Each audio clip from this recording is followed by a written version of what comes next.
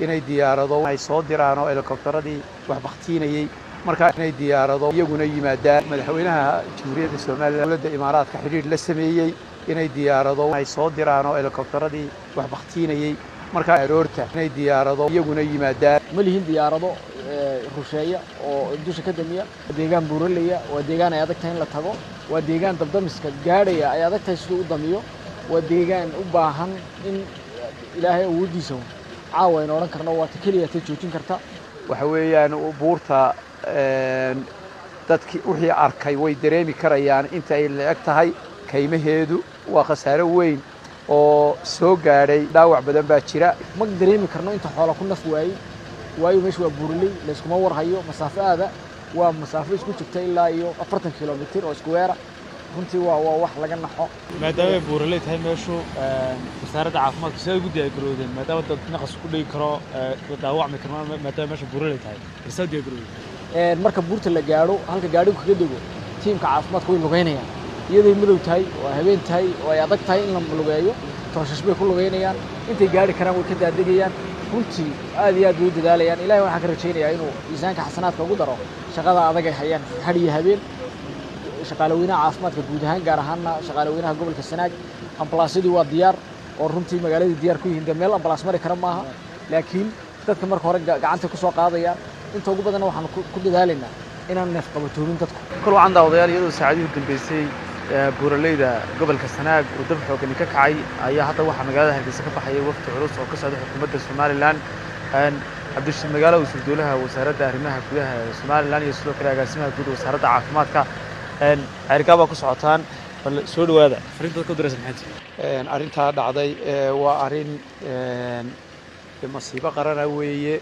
oo dabkii ugu cuslaa ee dhacay ilaahay waxaynu ka baryaynaa in uu inaga bakhtiyo waynu ducaysanaynaa waxaan fariintan u diraynaa inuu waxa weeyaan dadka gurmanayana iyaga laftoodu in naftooda ilaaliyaan dad badan baa gurmaday inay naftooda ilaaliyaan oo ay ilaaliyaan dadkii hore u joogay ee in la badbaadiyo oo aad loo gurmado hadda anaga baxayna dabdamiskii Hargeysana waa ka baxay waanu jidkan ku sii gaari hadii ilaahay yiraahdo caafimaadkii agaasimaha caafimaadkuna uu nala socdaa runtii horena waa loo gaarsiiyay waxa allaale wixii agab caafimaad ahaa waa la gaarsiiyay ciidamadii militarigu way gurmadeen kuwii boolisku waa gurmadeen kuwii baddu waa gurmadeen waan uga mahadnaqaynaa heeganka iyo gurmadka degdega ay fidiyeen arintu baa arin inagu culusa insha Allah waxaynu rajaynaynaa in dibadahana laynooga soo gurmado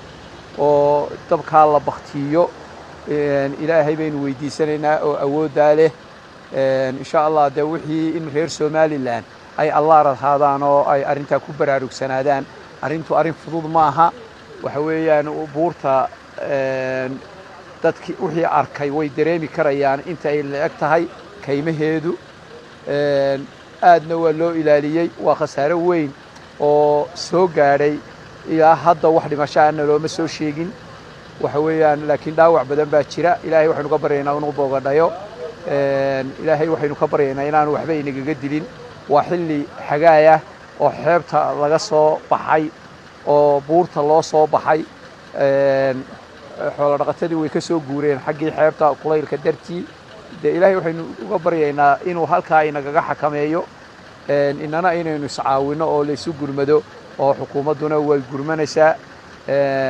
insha Allah ta'ala aroortana galin dambe u dhacday wixii gurmada dadka lala gaari karana aroornimada hore u soo baxaya hadii ilaahay yiraahdo oo madaxweyne ku xigeenku uu soo diyaarinayaa insha Allah wixii furco ka baxay iyo wixii degdega ee hore u gaadhayna waxaanu leenahay dadkii geeyayna waad mahadsantihiin insha Allah billahi kariim waa intaas uma soo jeedinayna madaxweynaha jamhuuriyadda Soomaaliland halkan waan uga ducaynayaa isagoo waqtiga la socdaba isagoo jooga oo wafdi ugu maqan Imaaraadka Qatar ayuu dawladda Imaaraadka xiriir la sameeyay inay diyaarado wixii ay ka caawin karaan ay soo diraan oo helikobtaradii wax bakhtiinayay marka insha Allah waxaan rajaynaynaa aroorta in ay iyaguna yimaadaan codsiga uu gudbiyay iyadoo xilli la kala seexday ahayd waxaan rajaynaynaa iyagana in ay arintaasina ay wax ka soo gaadho hadii ilaahay yiraahdo dee waynu dadaalaynaa dhammaanteenba shacabka reer somalilan aad bay uga xun yihiin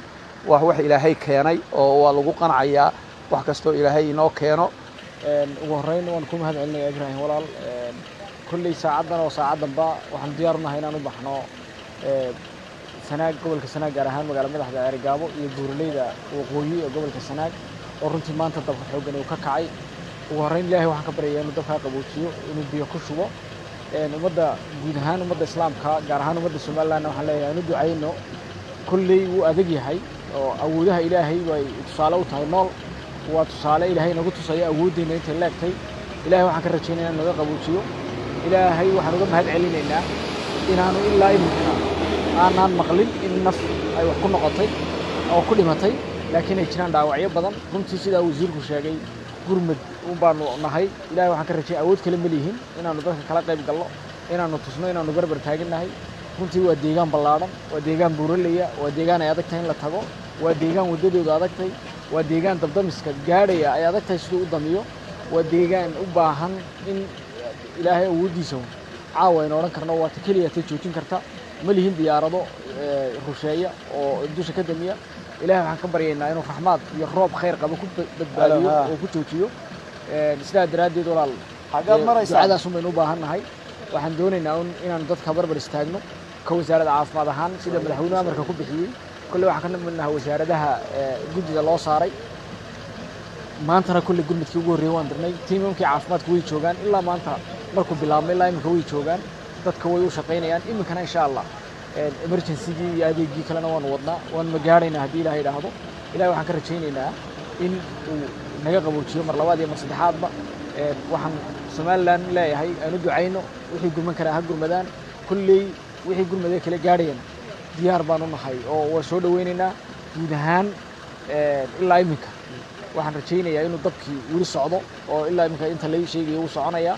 inkastoo iminka aad moodo inuu soo yaraanayo, xakamayntiisu lama xakamayn karo, laakiin inaan waxyeello uu gaarsiin bini aadama gaarsiino taas baynu ku dadaalaynaa. ma dareemi karno inta xoola ku naf waayey, waayo meesha waa buuraley layskuma warhayo. masaafo aada waa masaafo isku jirta ilaa iyo 40 kilomitir oo isku weera. runtii waa wax laga naxo. dee dhul qurux badan oo aad garanayso quruxdiisa iyo qaabkii uu ahaa ilaahay subxaana watacaala u abuuray. maantana isagaa saa ugu talagalay. marka ilaahay waxaan ka rajaynaynaa naga qaboojiyo mar labaad. wada mahadsanta walaal. maadaama ay buuraley tahay meeshu wasaaradda caafimaadku siday ugu diyaargaroodeen maadaama dad naqas ku dhigi karo daawacmi karno maadaama meesha buuraley tahay siday diyaargaroodeen? ilaa iminka waxa wax noqday waa dhowr iyo 10 qof. inta badan asphyxiation baa ku dhacay ama qiiqaasay ku neef qabatoobeen. waxaana u badan yihiin dadka baktiinaya runtii. marka buurta la gaadho halka gaadhigu kaga dego tiimka caafimaadku way lugeynayaan. iyaday madow tahay oo habeen tahay oo ay adag tahay in la lugeeyo. tooshash bay ku lugeynayaan. intay gaadhi karaan way ka daadegayaan.